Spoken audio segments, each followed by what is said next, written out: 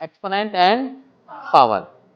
Exponent and power होता क्या बेटे, सबसे पहले यहाँ पे देख लीजिए। Exponent are use to read and compare large numbers, यानी कि बड़े नंबर्स को आप आराम से रीड कर सकते हैं और उनको एक दूसरे से आसानी से क्या कर सकते हैं, कंपेयर किया जा सकता है। ठीक है, लेट्स रिकॉल, अगर यहाँ पे 8 की बात करें, हम 8 के अगर फैक्टर्स करते हैं बेटे, फैक्टर्स आपको आते हैं, 2 से अगर हम डिवाइड करते हैं तो 4 आएगा, फिर 2 से डिवाइड करेंगे 2 आएगा, और 2 से डिवाइड करेंगे 1 टाइम्स आएगा, यानी कि 8 के फैक्टर्स आपके ये फैक्टर्स हो गए। ठीक है बेटे, इनको हम कैसे लिखते हैं, इस तरीके से लिख सकते हैं मल्टीप्लाई की फॉर्म में, जो फैक्टर्स आए हैं उनको मल्टीप्लाई की फॉर्म में लिखा जा सकता है। ठीक है, तो ये हो जाएगा हमारा 2 रेज़्ड टू पावर 3, और इसको पढ़ा जाएगा 2 raised to the power of 3। 81 के इसी तरीके से 81 के फैक्टर्स करेंगे तो 3 3 3 और 3, यानी कि 4 टाइम्स मल्टीप्लाई में होगा, तो इसको हम 3 रेज़्ड टू पावर 4 लिख सकते हैं। ठीक है, और यहाँ पे पढ़ा जाएगा, पढ़ने का तरीका 3 raised to the power of 4। 100 है, 100 को अगर आप कहें तो 100 के अगर फैक्टर्स करेंगे तो 10 × 10 होता है एक फैक्टर्स, यानी कि 10 रेज़्ड टू पावर 2।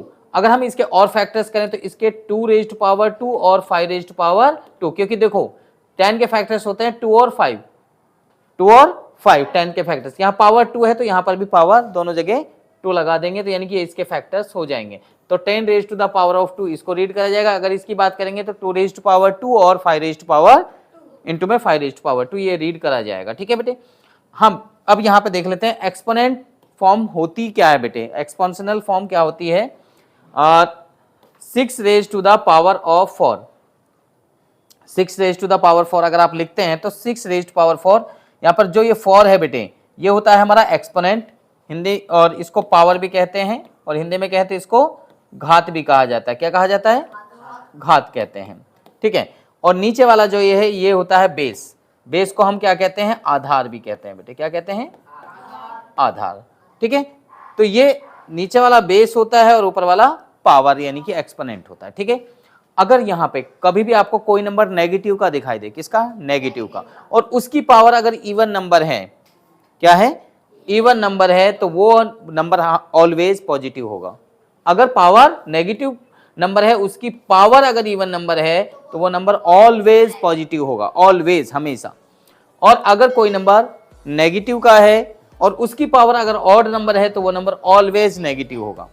ठीक है, अभी यहाँ पे एग्जांपल ले लेते हैं, जैसे यहाँ पे देखिए, अगर हम इसकी जगह नंबर रिप्लेस करके कुछ और नंबर ले लें, अगर हम कहें -2 रेज़्ड टू पावर 2 ले लें, 2 रेज़्ड टू पावर 2 यानी कि इवन नंबर हो गया, तो यानी कि नंबर कौन सा आएगा हमारा, 4 आएगा, और वो भी किसका, पॉजिटिव का। देखो यहाँ पर हमने अभी पढ़ा था ना, अगर आप करके देखें, करके देख लीजिए मल्टीप्लाई, -2 को -2 से मल्टीप्लाई करेंगे, इट्स मीन्स यानी कि -2 रेज़्ड टू पावर 2 है, तो हम इसको ये लिख सकते हैं, माइनस और माइनस की मल्टीप्लाई करते हैं तो क्या हो जाता है बेटे, +2 की 2 से मल्टीप्लाई करते हैं तो +4। तो हम इस तरीके से सीधा उसको लिख सकते हैं। ठीक है, इस तरीके से ओपन करके लिखने की कोई जरूरत नहीं है।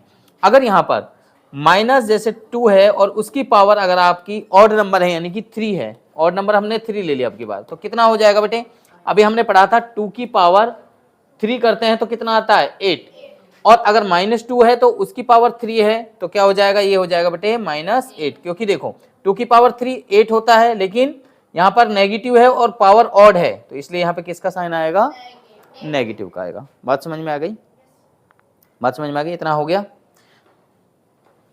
हाँ बेटे, आ गया समझ में। नेक्स्ट चलते हैं, यहाँ पे देखिए,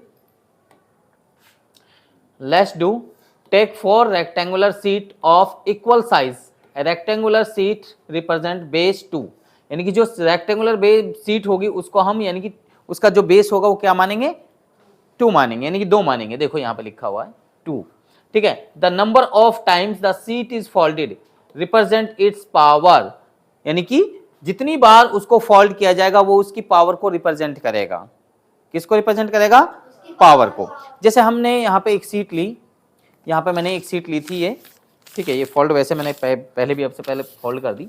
तो देखो अगर ये सीट है बेटे, एक सीट आपको दिखाई दे रही है, तो इट्स मीन्स यानी कि ये वाली सीट हो गई। ठीक है, अब इसमें कोई फोल्ड हमने नहीं किया तो मीन्स यानी कि नो फोल्ड।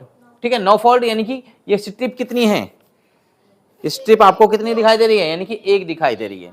ठीक है, अभी हमने यहाँ पे कोई फॉल्ट नहीं किया तो यानी कि 2 की पावर 0 लिखा जाएगा, 2 की पावर 0 हम लिखेंगे।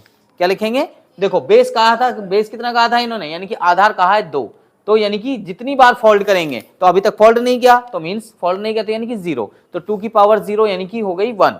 ठीक, आगे हम बात करें, अगर हम इसको एक बार फोल्ड कर देते हैं, कितनी बार, अगर हम इसको एक बार फोल्ड करते हैं, यहां से हमने जैसे फोल्ड किया, ठीक है, एक बार फोल्ड करने के बाद में अगर आप देखेंगे तो यहाँ पे आपके सामने कितने हिस्से हो जाएंगे, आपके सामने एक हिस्सा हो जाएगा यहाँ से यहाँ तक और एक हो जाएगा यहाँ से यहाँ तक, कितने हिस्से हो जाएंगे, यानी कि 2 हिस्से हो जाएंगे। ठीक है, और एक बार फोल्ड किया तो 2 की पावर कितनी, 1, एक फोल्ड किया तो 2 की पावर 1 हो गई। ठीक है, बात समझ में आई। अगर हम इसको एक बार और फोल्ड करें, एक बार फोल्ड किया, एक बार और फोल्ड किया, तो मतलब इस तरीके से फोल्ड करना पड़ेगा। जैसे ही हमने इस तरीके से फोल्ड किया तो कितने हिस्से हो जाएंगे, तो 4 हिस्से हो जाएंगे। देखो कैसे, यहाँ पे आप अगर आप देखेंगे तो यहाँ से यहाँ तक एक हिस्सा, ये देखो यहाँ से यहाँ तक, दूसरा हिस्सा यहाँ से यहाँ तक, तीसरा हिस्सा यहाँ तक, यहाँ से यहाँ तक, और चौथा हिस्सा यहाँ से यहाँ तक, यानी कि इसके जो है 4 यानी कि पार्ट्स हो जाएंगे। इस तरीके से 4 पार्ट्स हो जाएंगे। अगर इसको हम यानी कि 2 बार हमने किया, 2 के बाद में अगर हम एक बार और फोल्ड कर देते हैं तो कितनी बार हो गई आपकी बार, यानी कि हमने फोल्ड कितनी बार किया, 3। अगर हमने इसको 3 बार फोल्ड किया, कितनी बार, 3 बार फोल्ड किया तो कितना हिस्सा हो जाएगा, देखिए यहाँ पे, यहाँ पर आपको ना 8 हिस्से नजर आएंगे। कितने, यानी कि अगर आप काउंट करेंगे तो यहाँ से यहाँ तक 1 2 3, ठीक है, यहाँ पे देखिए 1 2 3, ठीक है, 4 5 6 7 और 8, तो इस तरीके से 8। अगर हम इसको 4 बार फोल्ड करते हैं, 3 बार हो गया, ठीक है, और एक बार और कर दिया तो 4 बार हो गया। ठीक है, 4 बार फोल्ड करते हैं कितनी बार हो जाएगा, ये 16 हो जाएगा फिर। ठीक है, क्योंकि 2 की पावर अगर आप 4 करते हैं तो 16 होता है, और इसके अगर आप टुकड़े देखेंगे तो आपको ये भी 16 नज़र आएंगे। देखिए, तो यहाँ पर एक हिस्सा ये 2 3 4 5 6 7 8 9 10 11 12 13 14 15 और 16, तो इस तरीके से 16 में ये जो है सीट हमारी क्या हो जाएगी, कन्वर्ट हो जाएगी। बात समझ में आई, ये बात समझ में आई भाई, फोल्ड करके हम किस तरीके से देख सकते हैं। अब यहाँ पे हमें नंबर दिया हुआ है, यानी कि कोई एक्सपोनेंट फॉर्म में है, इसका बेस लिखना है, एक्सपोनेंट लिखना है और एक्सपेंडिंग फॉर्म लिखनी है और वैल्यू लिखनी है। 2 रेज़्ड पावर 3 है, इसमें बेस क्या है 2, पावर कितनी है, पावर ये होती है तो 3।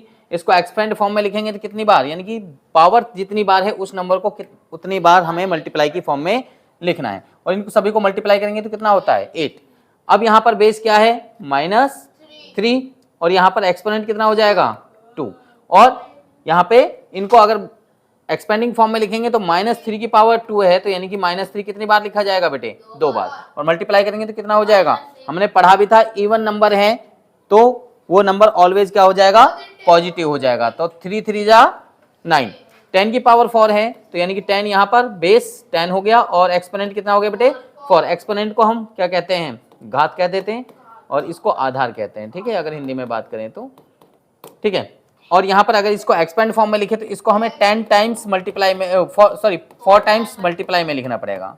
कितने टाइम्स, क्योंकि पावर 4 है तो 4 टाइम्स 10 को मल्टीप्लाई करना है, तो कितना हो जाएगा बेटे, कितना हो जाएगा बताइए, हाँ जी 40 हो जाएगा, पक्का 40 नहीं होगा, 10,000। ओके, अगला -5 रेज़्ड पावर 1 है, तो -5 पावर कितनी, यानी कि एक्सपोनेंट 1, और इसको हम लिखेंगे -5, और ये -5 ही रहेगा बेटे। बात समझ में आई, बिल्कुल नहीं इवन है, हाँ ऑड है। ठीक है, तो इस तरीके से इनको फिल करना था। इसी तरीके से यहाँ पे लेट्स ट्राई वाले कुछ क्वेश्चंस आपको दिए हुए हैं। देखिए यहाँ पर, यहाँ वेरिएबल में है, वेरिएबल हो चाहे कोई और नंबर हो, तो पावर्स क्या हो जाती है मल्टीप्लाई में, ऐड हो जाती हैं। तो t की पावर 1, इसकी भी 1 और इसकी भी 1, तो दोनों पावर ऐड हो जाएंगी, तो t की पावर कितनी हो जाएगी बेटे 2। यहाँ पे इसको अगर करेंगे तो t कितनी बार है 3 बार, तो इसको हम यानी कि 10 की पावर 3 लिख देंगे। ऐसे इनको भी काउंट करके सीधा लिख सकते थे, कोई जरूर नहीं है ये लिखना, लेकिन इसको हम काउंट करके सीधा लिख सकते हैं। ऐसे ही यहाँ पर इसको अगर हम लिखेंगे तो 3 कितने टाइम्स है 2 टाइम्स, 5 कितने टाइम्स है 3 टाइम्स। ठीक है, इसकी अगर हम बात करेंगे, इसको एक्सपेंड फॉर्म में हम लिखना चाहें तो एक्सपेंड फॉर्म में लिख सकते हैं, या फिर और वैल्यू निकालनी है तो इसको वैल्यू क्या बोला गया है, एक्सपेंशन फॉर्म में लिखना है, मतलब पावर की फॉर्म में लिखना है, ठीक है। और इनको सिंप्लीफाई करना है भाई, सेकंड वाले को 10 रेज़्ड पावर 4, 10 रेज़्ड पावर 4, और इसको हमें जीरो से अगर मल्टीप्लाई करें, भाई जीरो जहां पर भी दिख जाए ना मल्टीप्लाई में, किसी भी नंबर को अगर जीरो से मल्टीप्लाई करते हैं तो वो नंबर क्या हो जाएगा, पावर से मतलब ही नहीं है पावर कितनी हो, ठीक।